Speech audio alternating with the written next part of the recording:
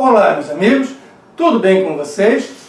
Hoje nós vamos falar sobre um importante filósofo do século XVIII. Refiro-me a George Berkeley. Ele nasceu em 1685 e veio a falecer em 1753, então com 67 anos de idade. Antes de prosseguirmos, no entanto, por favor, não esqueça de se inscrever no canal e dê a sua curtida no vídeo. Então, vamos lá. Ele nasceu na Irlanda, mas sua família é de origem inglesa. Para nós entendermos bem o pensamento de Berkeley, é importante conhecer um pouco da sua biografia, da sua origem. Não muito, basta que entendamos que o Berkeley ele é uma pessoa religiosa. Antes dele ser filósofo, ele é um homem religioso. Ele é bispo da igreja anglicana. Como tal, ele é cristão. E ele tem, lá no comecinho do século XVIII, ele começa a ver movimentos de ateísmo, de descrença em relação aos dogmas religiosos cristãos. Ele começa a verificar que as pessoas estão se afastando da doutrina religiosa, cristã. E ele tem uma sincera preocupação em fazer com que as pessoas retornem ao seio da igreja. Daí a sua filosofia. A sua filosofia há de nascer dentro desse contexto, dentro desta intenção de seu autor, que é de combater o ateísmo, de combater os descrentes, de combater também o deísmo, aqueles que viam também Deus na natureza e não nas Sagradas Escrituras, de combater o ceticismo. E veja, isso é muito importante, pois alguns posteriores a Burke irão ver nele um princípio de ceticismo, mas ele não é um cético, muito pelo contrário, ele se propõe a combater o ceticismo, que é colocar as coisas em dúvida e permanecer nesta dúvida. Ele há de combater também o materialismo, muito em voga na época. Na concepção de Berkeley, é por meio do materialismo, das doutrinas então presentes na filosofia e na ciência que estava se desenvolvendo a partir de Newton e outros, que você começa a se afastar da igreja, que você começa a se afastar de Deus. Então ele vê no materialismo a origem de todo o mal, vai ver a origem do ceticismo, do deísmo, do afastamento deste homem do começo do século XVIII da igreja, por meio de quê? De doutrinas materialistas. E ele se propõe então a acabar com o mal pela raiz, ou seja, negar o materialismo, já que o materialismo é a causa das pessoas estarem se afastando da espiritualidade, do caminho de Deus. Vamos negar então a matéria.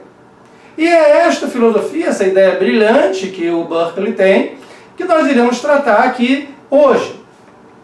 Veja, vamos primeiro nos lembrar do Descartes e do Locke.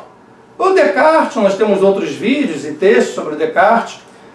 O Descartes há de propor uma divisão entre ré extensa e ré cogitans, ou seja, a extensão, os corpos, a matéria, e a coisa pensante, o pensamento.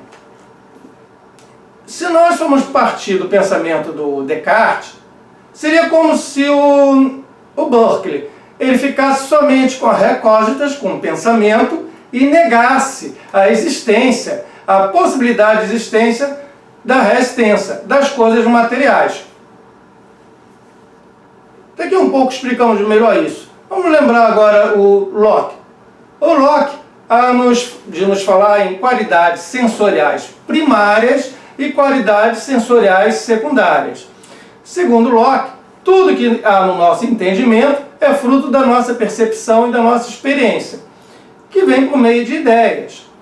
E quando eu pego uma coisa, como uma maçã, por exemplo, uma laranja, há certas qualidades, por exemplo, o fato de ela ser redonda, então o peso, a esfericidade, o fato de não poder atravessá-la com a minha mão. Então são coisas que pertencem ao objeto, que vão pertencer à laranja, que vão pertencer à maçã. Então seriam qualidades sensoriais primárias. Outras coisas como gosto, sabor, o cheiro, elas necessitam da minha participação, não estão no objeto e sim naquele que percebe o objeto. Seriam qualidades sensoriais secundárias. Na dúvida, nós temos um vídeo só sobre o John Locke, explicando em detalhes essa questão. Só lembrei aqui, porque isso será importante para compreendermos o desenvolvimento do pensamento do Berkeley. As principais teses do Berkeley são: primeiro, ele nega a substância. O que é a substância? A substância é aquilo do qual nós podemos propor adjetivos, que nós podemos propor qualidades. Tudo é o núcleo básico das coisas que existem. Vai variar, a noção de substância irá variar de filósofo para filósofo. No entanto, é o básico, é o substrato, tá? Do qual eu posso propor várias qualidades, eu posso propor vários adjetivos. Segundo o Berkeley, não existiria essa tal de substância e só vem mais a complicar do que a facilitar. Porque, segundo Berkeley, só existe aquilo que eu percebo. E eu não tenho como perceber a substância. Eu só percebo as supostas qualidades, os supostos adjetivos. Aquilo que eu posso falar da substância, eu percebo. Mas eu não percebo a substância em si. A mesma coisa é da matéria. O raciocínio proposto pela matéria, da negação da matéria, irá inclusive gerar o nome da filosofia do Berkeley, que ele se propõe a chamar a sua filosofia de imaterialismo, frisando que ele vai negar a existência da matéria. O imaterialismo nega a matéria. Porque, veja, eu tenho alguma coisa aqui, não sei o que exatamente, que eu percebo como um jarro de flores, digamos. Eu tenho imaginemos aqui um jarro de flores. Tá? O que eu percebo é o jarro de flores. Seja lá o que for que houver de substância ou de matéria ali, naquele jarro de flores, eu não percebo, eu percebo o jarro de flores. O que o Berkeley quer dizer é que tudo que você puder agora, neste momento, pensar, imaginar, não, mas existe a matéria realmente de alguma coisa. Eu tenho em casa uma caneta, eu tenho em casa um gatinho, eu tenho em casa um cachorrinho, eu tenho um caderno, eu tenho uma pedra. Tudo bem. Aí você me diz, isso é matéria? Só que, veja, você está me falando de ideias. Ideias que estão aonde? Na sua mente. Tudo que nós percebemos no mundo não passam de ideias percebidas por nós, em nossa mente, em nosso intelecto. E é para isto que o Berkeley irá nos chamar a atenção. Que nós não temos contato direto com essa suposta matéria, com essa suposta substância. Não. Eu só posso ter contato com as ideias que estão na minha mente. Eu percebo essas ideias em relação ao mundo que me circunda. Todo o meu conhecimento continua sendo proveniente da empiria. Ou seja, é por meio da percepção desse mundo que está à minha volta que eu angario conhecimento. Mas sempre o contato, o único contato que eu tenho é com as ideias que estão na minha mente.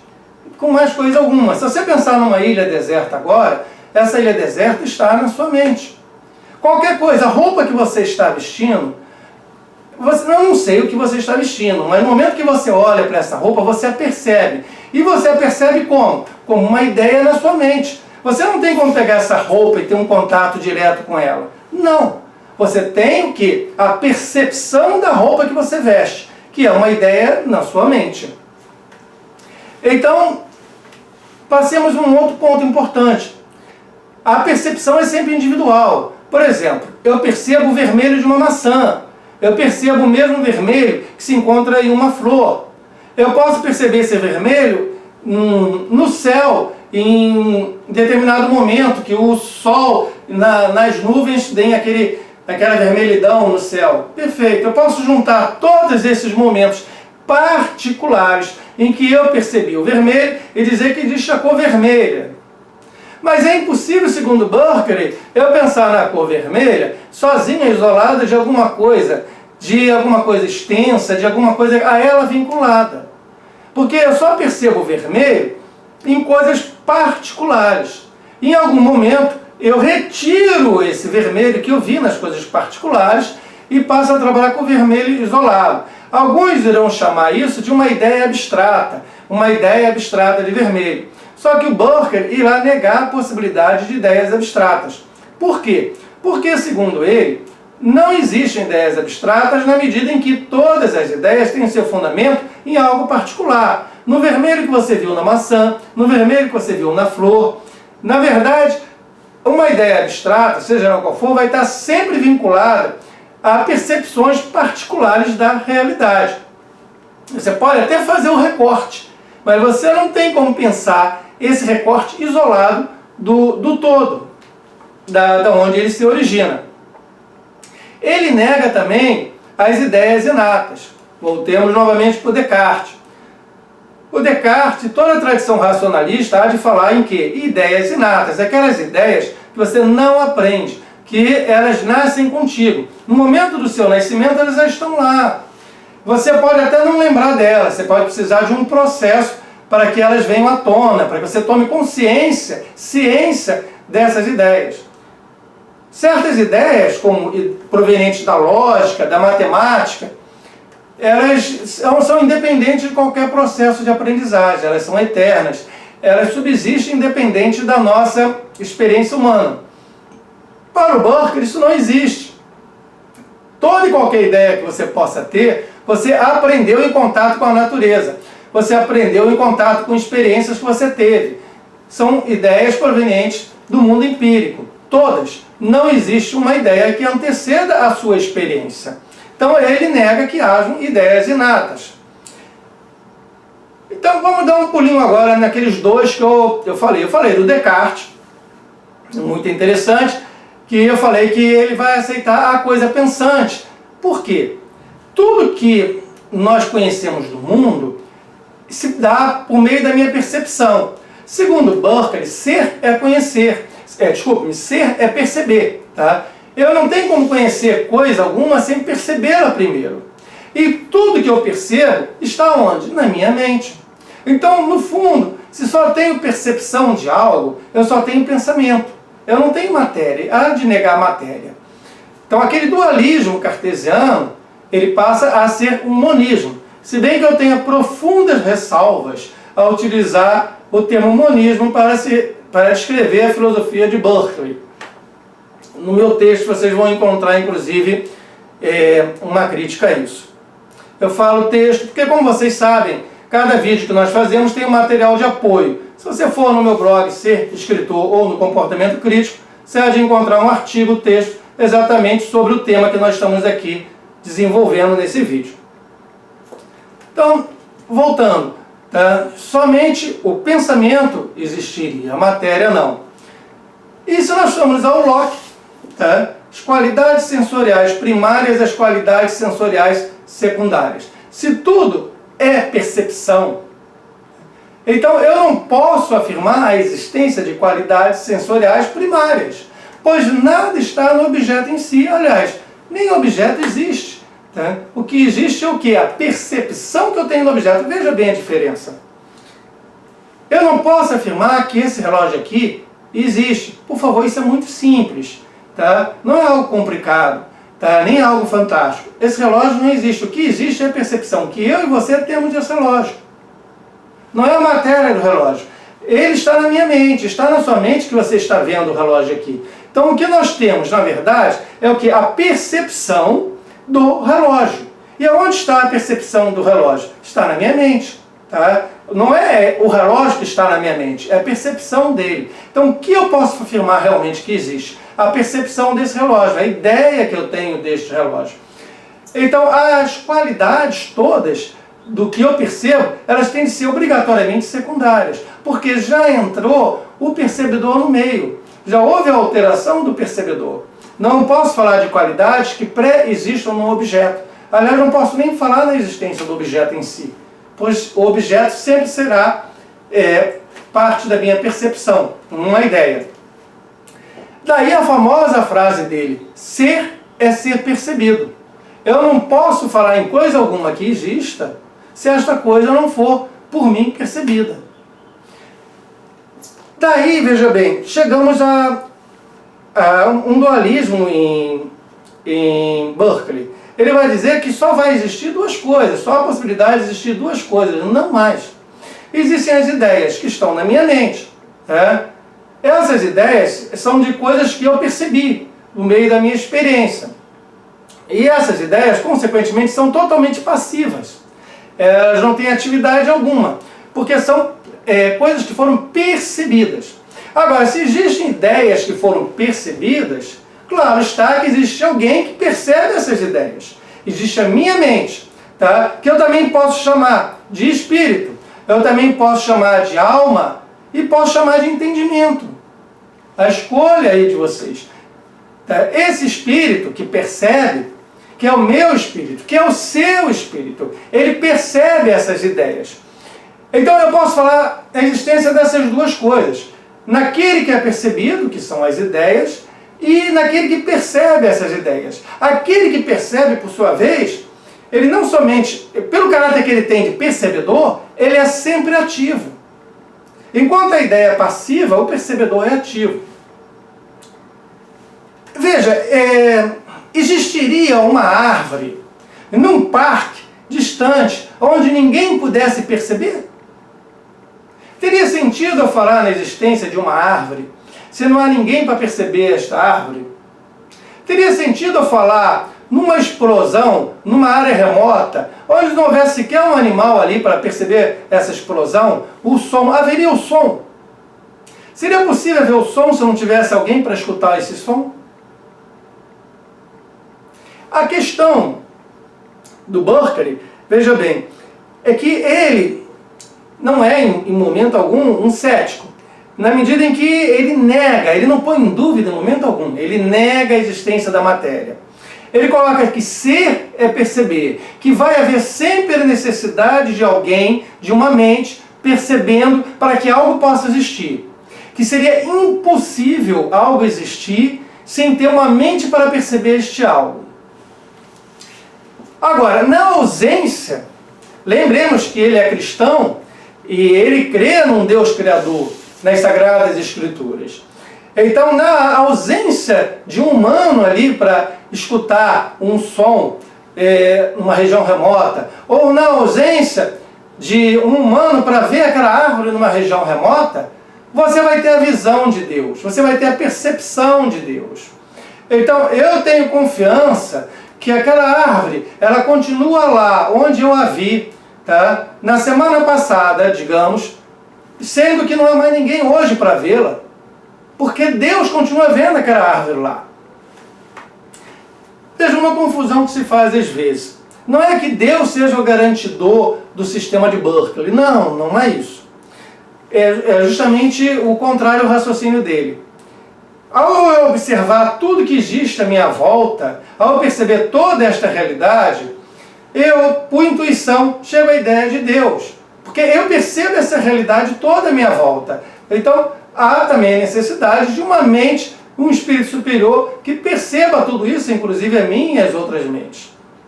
Então, é pela percepção da realidade que eu chego à ideia de Deus. E uma vez chegando à ideia de Deus, ele me garante, aí sim, tá? Que mesmo quando não houver mente alguma percebendo algo, aquele algo vai continuar existindo, pois ele existe na mente de Deus, onde existem todas as coisas.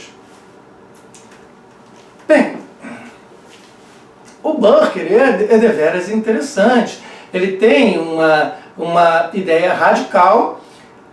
Se nós pararmos um pouquinho para pensar, a crítica que ele faz à existência da matéria não só é saudável, como é bem real. Tá? Eu não tenho, nem você, como afirmar realmente que algo existe fora da minha mente, pois tudo que nós temos são percepções de alguma coisa. E isso nos dá uma abertura muito ampla para um questionamento diverso em várias áreas do saber. Vamos lá. Falamos de vários pontos interessantes de Berkeley. Tá? Há outros interessantes que talvez eu faça até outro vídeo, como o último livro que ele escreveu, o Síris, bem polêmico, onde entram noções de platonismo, até Plotino, filósofos antigos da antiguidade, né? Mas requeriria um outro vídeo, não vou misturar as coisas aqui. Pessoal, eu espero que vocês tenham gostado desse vídeo. Visitem o meu site, www.doutorsilverio.com, que encontrarão links para outros vídeos de filosofia e também material de apoio, artigos, textos para cada um desses vídeos. No mais, se inscrevam no canal, deixe seu comentário, seu like e mais uma vez, meu muito obrigado pela sua presença aqui conosco. Até mais!